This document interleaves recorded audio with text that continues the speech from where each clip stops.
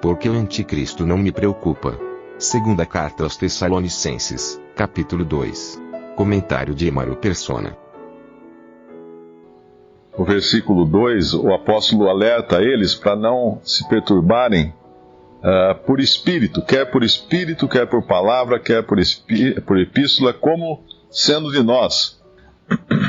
Lá em 1 João, capítulo 4, estabelece um princípio muito importante, versículo 1. Amados, não creiais a todo espírito, mas provai se os espíritos são de Deus. Porque já muitos falsos profetas se têm levantado no mundo. E aí ele vai dar as instruções para se conhecer qual é o Espírito de Deus. Isso aqui demonstra que tudo que vem com o selo espiritual, ou carregado de espiritualidade, né, tem um espírito por trás, que pode ser o Espírito Santo, pode ser o espírito do homem, ou pode ser um demônio, pode ser um espírito maligno. Então aqui, certamente, em 2 Tessalonicenses 2, eles estavam sendo perturbados por algum falso profeta que trazia essas ideias ou do seu próprio espírito humano, ou influenciado por um espírito maligno. Nós sabemos que o crente ele não pode ser possuído por um espírito maligno, mas ele pode ser influenciado, suas ideias influenciadas. Pedro foi influenciado pelo próprio Satanás, quando ele foi repreendido pelo Senhor, que o Senhor falou: arreda de mim, Satanás, porque cogitas as coisas do homem, não de Deus. E aqui era alguém que estava sendo usado pelo inimigo, ou de uma forma direta, podia ser um daqueles lobos que entram no rebanho e nunca foram salvos de verdade, podia ser um homem tentando atrair discípulos após si, mas de qualquer maneira tinha um espírito por trás disso, que não era o Espírito Santo, era um espírito do homem ou um espírito maligno. Por isso Paulo fala para não se perturbarem, quer por espírito, quer por palavra, quer por epístola. E essa perturbação, evidentemente, colocava os olhos dos discípulos no mundo, nos acontecimentos do mundo.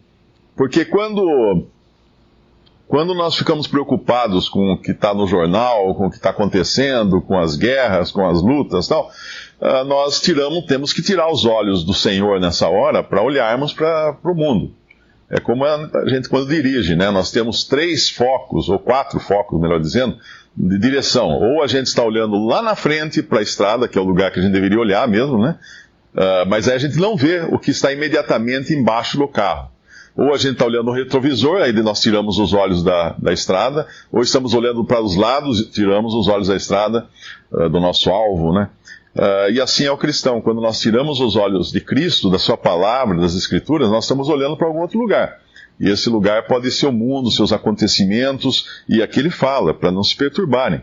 Porque eles estavam olhando para as coisas que estavam acontecendo para eles, as perseguições e tudo mais, e com essa motivação dada por esses que tinham um espírito que não era o Espírito Santo, estavam preocupados agora, estavam muito, muito atribulados. E é interessante que existe um processo para se chegar até esse homem, esse iníquo do versículo 8. Eu ontem estava traduzindo um artigo muito interessante de um irmão, que já está com o Senhor há muitas décadas, e ele apontava como é que é esse processo que o mundo vai passar até chegar no dia em que vão eleger um homem, e esse homem será então energizado ou com a eficácia, versículo 9, é esse cuja vinda é segundo a eficácia de Satanás, com todo poder, sinais e prodígios de mentira. Como é que se chega a isso? Qual o processo? Nós estamos passando agora por um processo eleitoral, né? Então a gente fica até com os ânimos meio exaltados sobre quem vai governar, quem não vai, quem deve ser, quem não deve ser. Mas quando a gente olha para as Escrituras, nós vemos que existe o modo de Deus e o modo dos homens. O modo de Deus foi quando ele colocou um homem, Adão, para governar sobre toda a criação. Só tinha Adão e ele governava sobre a criação, não sobre os homens, mas sobre a criação. Adão caiu, o pecado entrou no mundo, Deus então, em Noé, Deus estabelece o governo do homem sobre o homem, algo que não tinha tido até então. Quando ele dá a Noé, e posteriormente aos seus filhos, né, porque eles levariam isso depois, o governo patriarcal, que era um pai de família governando sobre homens e tendo inclusive poder para executar a pena de morte naqueles que matassem o seu semelhante. Ali começou então o governo no modo mais aproximado ao que nós vemos hoje. Mas esse governo patriarcal, ele continua, e quando lá na Torre de Babel os homens acabam se separando em diversos grupos e se criam as nações, e essas nações então elegem os seus reis, existe uma linhagem de Deus que continua sem rei, que é a linhagem de Abraão. Eles tinham a Deus como o seu rei, né? Eles seguiam uma teocracia, por assim dizer. E essa linhagem nós vamos chegar em Moisés. Moisés é eleito por Deus, é escolhido por Deus para libertar o povo de Israel, é um líder colocado por Deus, não é um rei, mas num certo sentido ele representa Deus na terra e tem a autoridade delegada por Deus para agir. Mas chega um ponto da história de Israel quando os homens pedem um rei.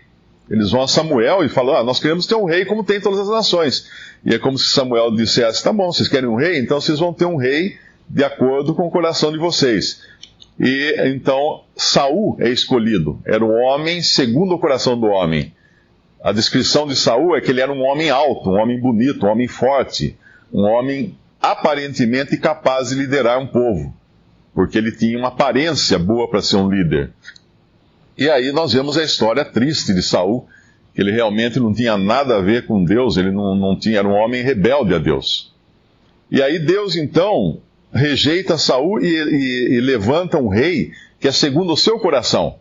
Mas era um rei tão fraco, tão frágil, que quando Samuel vai na casa do pai de Davi, né, que seria esse rei, ele é o último a ser apresentado, porque nem sua família acreditava que ele serviria para alguma coisa. Mas é ele que é eleito por Deus, aquele que seria a figura do rei que iria reinar para sempre na terra, que é Cristo.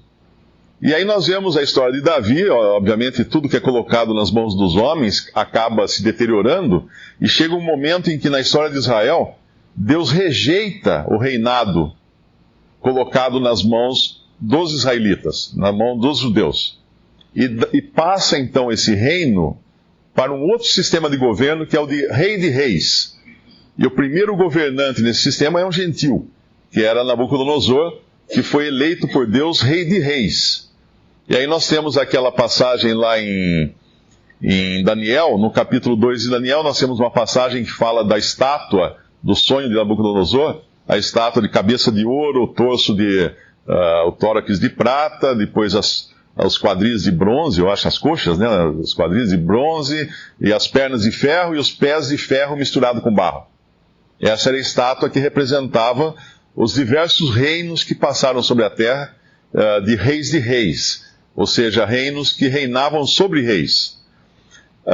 E tem um capítulo 7 também de Daniel, onde ele fala dos mesmos reinos, porém representados por imagens de animais ferozes. O que é isso? É mostrando que o caráter dos reinos da terra seria de animais ferozes, não seria uma coisa bonitinha, uma coisa tranquila. Esses reis e reis, ao mesmo tempo que teriam os seus reinados estabelecidos e reconhecidos por Deus, eles seriam como animais ferozes, porque eles seriam homens falhos e não um rei ideal, como aquele que Deus tem em mente. E aí nós vemos que o último estágio do governo que foi dado então aos gentios são os pés da estátua. E esses pés representam, as pernas eram o Império Romano, esses pés representam o Império Romano renascido, revivido. É a única parte da estátua onde existem dois materiais que não têm qualquer ligação entre eles, porque todos os outros materiais são metálicos. Os pés são metal, que é ferro, e barro, que não dá liga. Eles podem até ficar juntos, né? Gente, se você fizer uma peça com ferro e barro, ela fica junto. Mas não estão ligados, totalmente ligados. Não entra, o barro não entra no ferro, não se mistura, né? Ele cola, mas é uma coisa diferente. E esse reino representa justamente o último reino na Terra. E esse reino representa também um estado de coisas que foi introduzido na Terra na Idade Moderna, que é a democracia. O que é a democracia? O ferro nos fala de poder, de autoridade, cetro de ferro, né? Como falam todos os outros metais, que sempre falam de autoridade, o ouro, o bronze, a prata, etc. Mas ali nós temos um metal misturado com barro, e o barro é o homem, é a figura do ser humano, o homem veio do barro. E isso é democracia. Quando o governo, que tem autoridade delegada por Deus, porque não há governo que não venha de Deus, todos têm autoridade delegada por Deus, se mistura ao homem, ao povo. E aí nós temos aquilo que é o governo do povo, para o povo, pelo povo, e tem um governante. E quando a gente chega lá nos tempos dos evangelhos, nós vamos encontrar, ainda não era uma democracia, né? Ainda era reis de reis, porque César era um rei de reis, e Pilatos era um rei local, governando sob a autoridade de César. E chega um momento quando Pilatos tem nas suas mãos a oportunidade, vamos chamar assim, né, de julgar o Senhor Jesus e condená-lo. Mas ele não vê nele crime algum. E ele fala isso: não vejo nesse homem crime algum. E ele tinha autoridade para soltá-lo. Toda a autoridade tinha sido dada a ele por Deus, ele tinha autoridade para fazer isso. Ele tinha autoridade delegada para fazer isso. Mas o que ele faz, num momento de fraqueza, ele estabelece por alguns minutos uma democracia. Por incrível que pareça, foi a primeira democracia estabelecida no mundo por alguns minutos apenas. Quando ele se volta para o povo e fala: o que vocês querem que eu faça? Eu lavo minhas mãos, o que vocês querem que eu faça? Crucifica esse homem. Então, Pilatos, naquela hora, age como um presidente da república, perguntando para o povo o que o povo quer. O povo responde e ele executa a vontade do povo. E foi a pior coisa que já aconteceu na humanidade. Foi o ser humano entregando o seu Criador à morte, o Senhor Jesus, o Filho de Deus. Aquilo foi um balão de ensaio do que é uma democracia. E depois, obviamente, isso acabou se impregnando em todo o mundo, e hoje nós temos a maior parte dos países do mundo. A maioria dos países são democráticos, ou seja, existe um líder, mas esse líder está empenhado em fazer a vontade não de Deus, mas do povo, seja ela certa ou errada.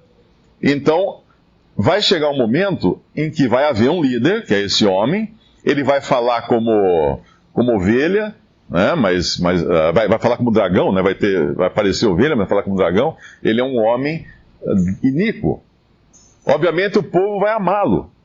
E esse irmão até que escreve esse artigo, ele fala que existe um negócio curioso na democracia, que ela muito rapidamente passa do Estado democrático para o Estado ditatorial.